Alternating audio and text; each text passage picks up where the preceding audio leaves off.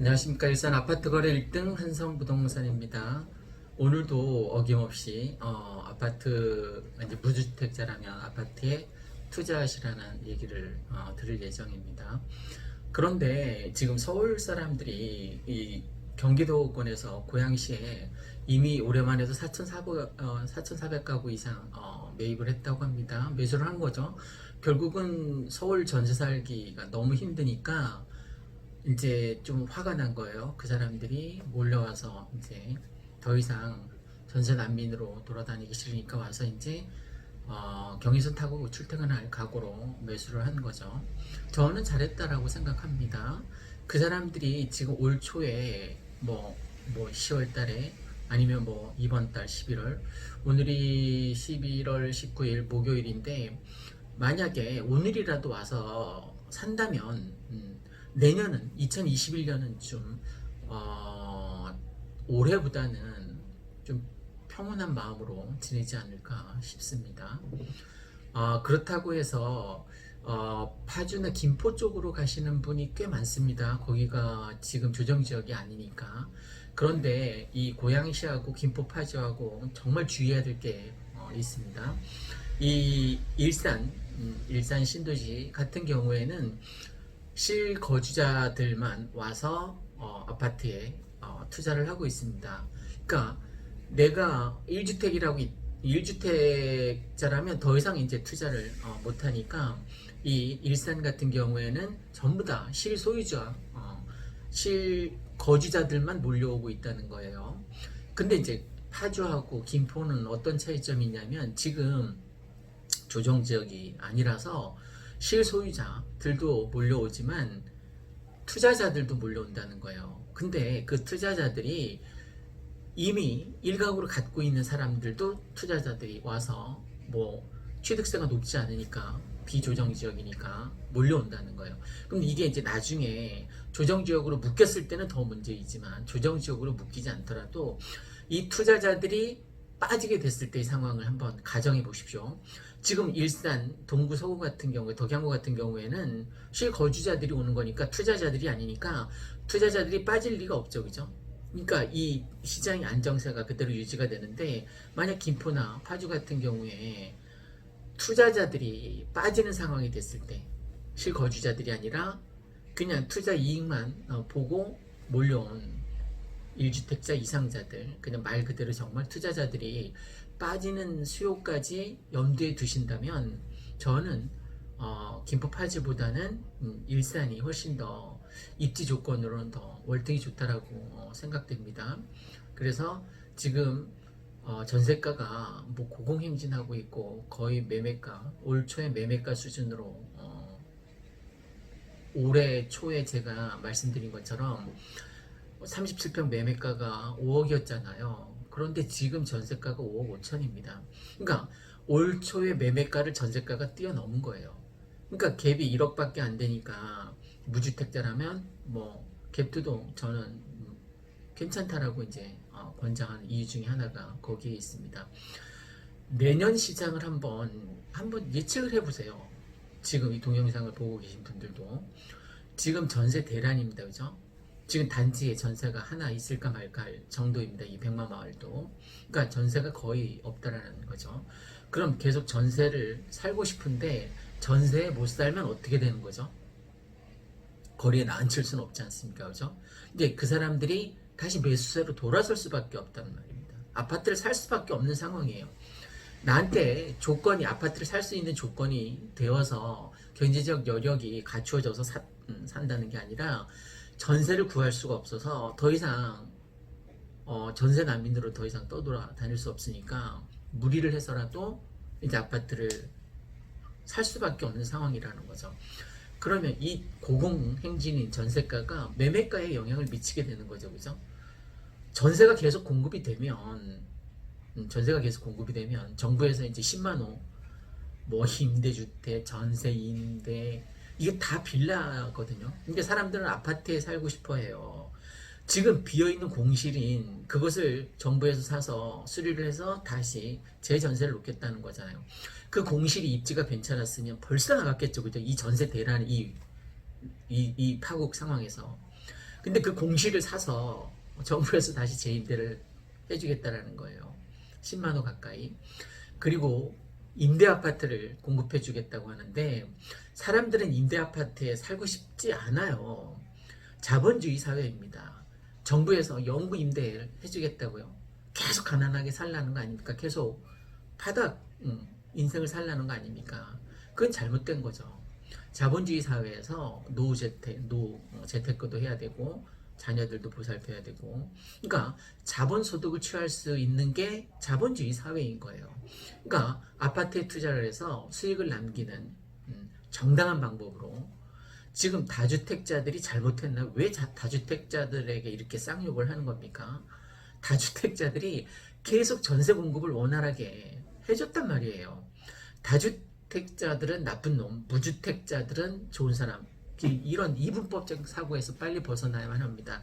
정부에서 프레임을 그렇게 맞춰서 자기들의 실정을 덮으려는 속셈인 것 같은데, 솔직히 저는 지금 부동산 정책 잘못됐다, 인정하고 다시 회귀하겠다, 그게 저는 맞다고 봅니다.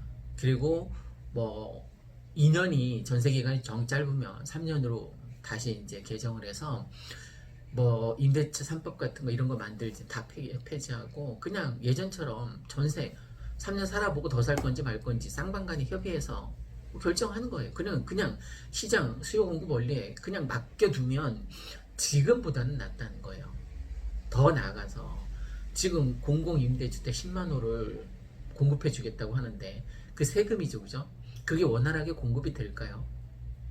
공공임대주택을 당장 내일부터 땅 판다고 해도 5년, 6년 뒤에 공급이 가능할 물건들인데 그게 지금 당장 필요한 거예요. 당장 내일 전세를 구해서 들어갈 사람들이 지금 수두룩 뻑뻑하단 말이에요. 부지기수란 말입니다.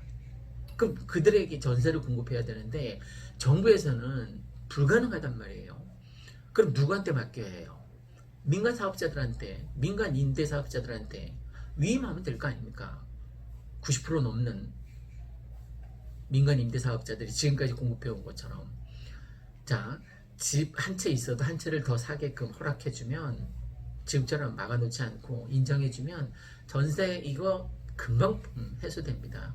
그러니까 정부에서도 정책을 위반할 때 좀 역발상, 상상력, 발상의 전환, 창의력 뭐 이런 게 좀 필요하다고 봅니다. 그러니까 국민들이 원하는, 전세 살고 싶은 사람이 원하는 곳에 전세를 공급해주면 돼요. 누가? 국가가? No. 민간 사업자들이 공급할 수 있게 상황을 열어주는 거죠, 그죠?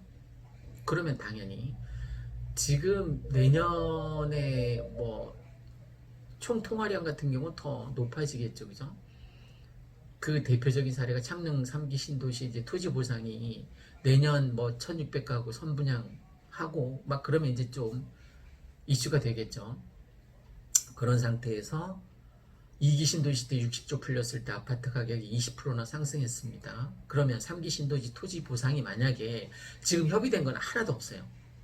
협의된 게 하나도 없는데 뭐 고양선도 예타 통과가 안 됐고요.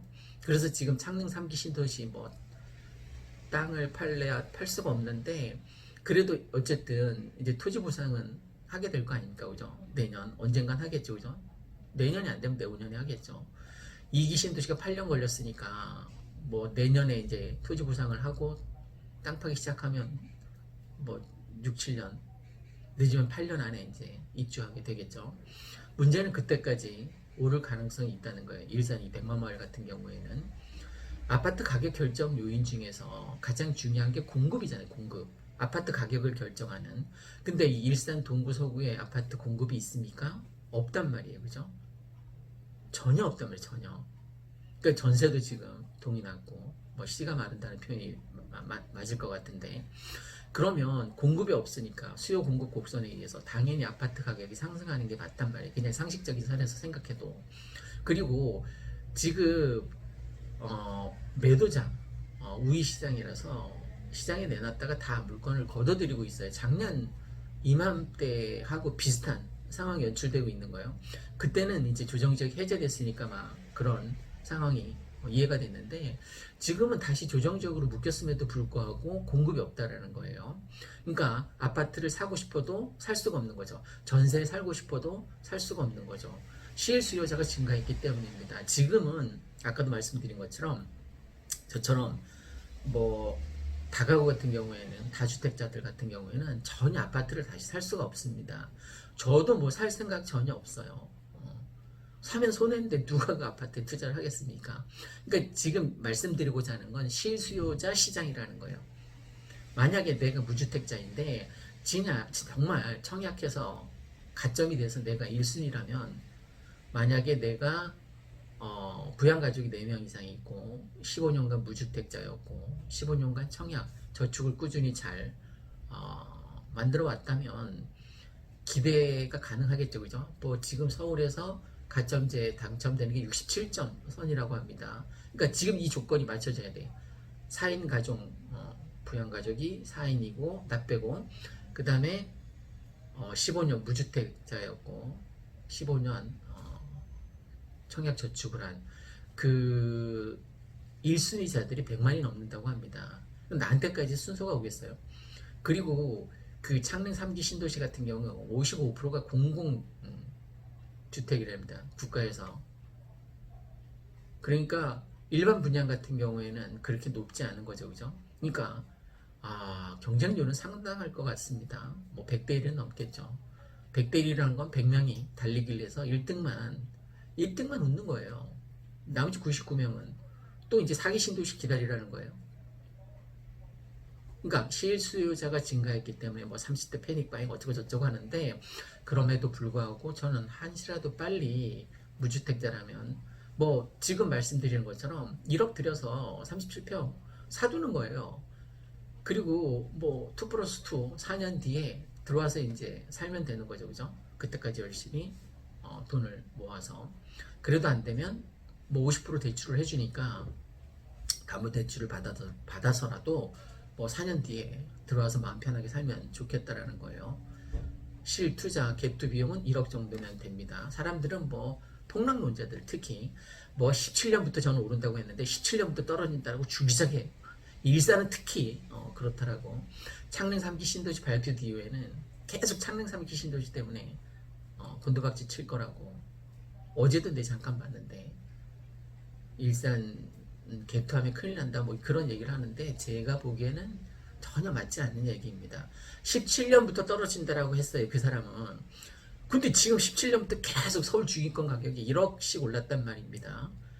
그 유튜브 방송을 보고 집을 안 산 사람들은 누구한테 하소연을 할 거예요. 하여간 계속 떨어진다라고만 하지 않았으면 좋겠습니다. 시장을 제대로 전달했으면 좋겠어요. 객관적으로. 언젠가 떨어지겠죠. 근데 아파트 가격이 올라가고 떨어지고 50대 50인 줄 알죠. 사람들은. 전혀 아닙니다. 50대 50의 비율이 아니에요. 지금까지 수십 년간 95대 5였어요. 아파트 가격이 오른 게 95였고 떨어진 게 5. 그 떨어진 것도 IMF하고 리먼 사태 대표적인 게. 그러면 아파트가 오를 가능성이 95%이고 떨어질 가능성이 5%입니다. 지금 13년, 14년, 15년, 16년, 17년, 18년, 19년, 20년 계속 오르고 있잖아요. 그러면 반반이었으면 한 해는 오르고 한 해는 떨어져야 되잖아요. 그렇지 않다는 거예요. 그러니까 50대 50이 아니라는 것을 꼭 염두에 두십시오. 95대 5라는 거예요.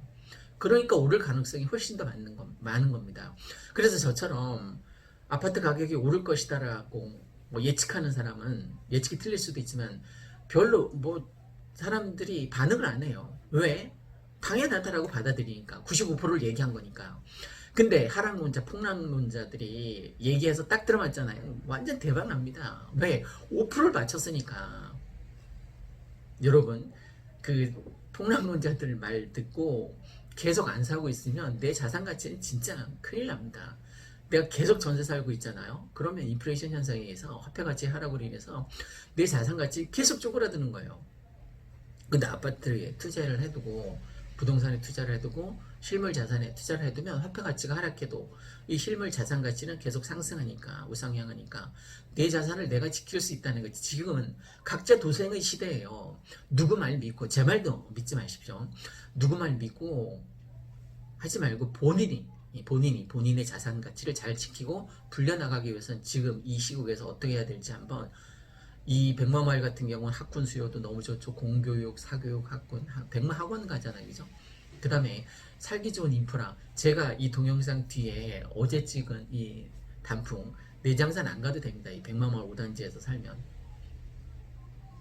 조정지역이지만 대출도 가능하고 50% 가까이 뭐 약간 개인별로 차이가 있겠지만 어쨌든 무료를 해서라도 지금은 아파트를 장만해서 등기를 치는 게 등기를 치게 되면 사람들이 세금 무서워서 세금 지금 여기 뭐 일산에서는 종합부동산세 내는 사람 없어요. 지금 상위 1%만 부동산세 냅니다. 그러니까 걱정 안 하셔도 됩니다. 일산 아파트 거래 1등 한성부동산이었습니다.